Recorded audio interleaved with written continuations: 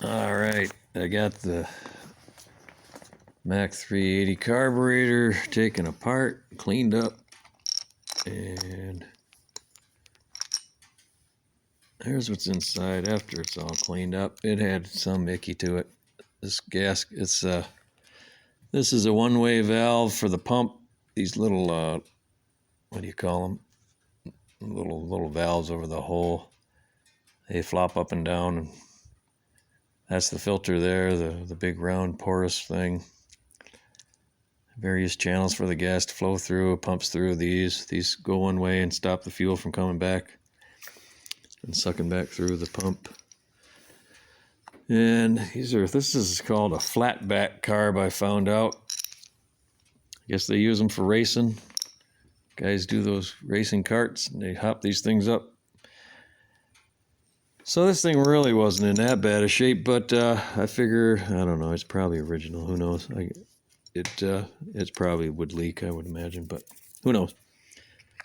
But this thing definitely had a small hole, the diaphragm. I think it takes pulses from the crankcase. Where's that hole? Oh, I thought I saw one. I know there's one somewhere. Where the hell is it? There it is. See it over there? Well, I gotta get my light.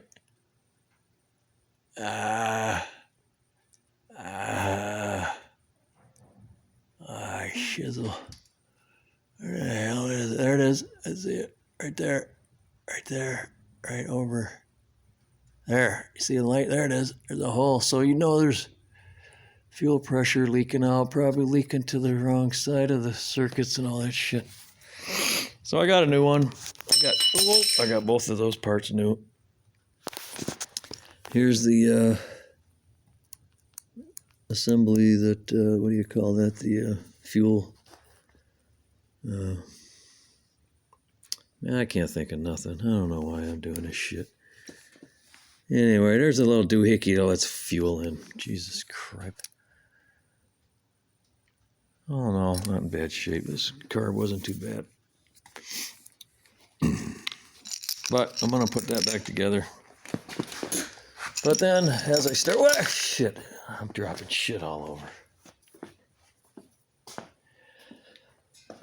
And then when I started looking at everything, I know I wasn't getting any oil pumping out manually.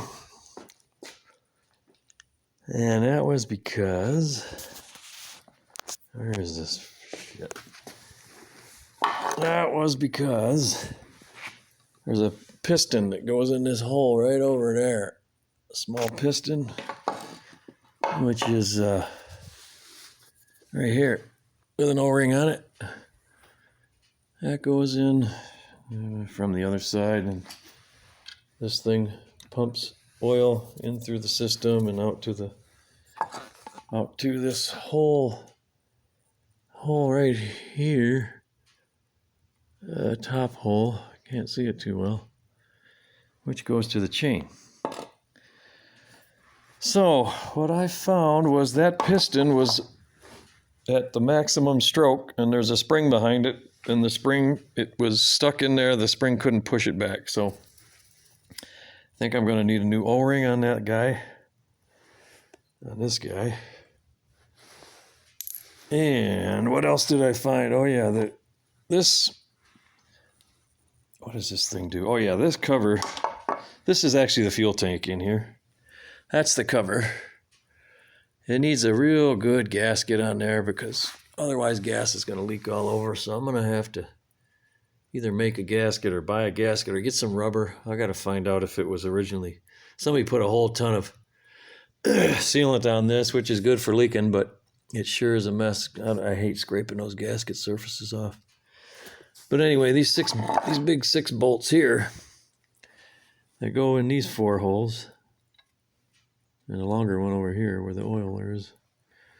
They've got I believe it used to be an O-ring when it was new. Now it's just a smashed up, dried out chunk of rubber. And this one over here for the long one was all chewed up. It looks like it, because actually if you look at these bolts are, I'm going to call it concave anyway. If you put I don't know, you can't see it because it's not gonna, there, yeah, it's concave, and the O-ring sits right in that little ditch. Well, this long one over here, the O-ring was out, and it had been chopped. It had been chopped by the edge. You can see what a mess it is. So I'm thinking fuel could have been leaking into there and getting into the oiling system, which kind of makes sense because this thing was always kind of a mess. You leave it set and oil would come out.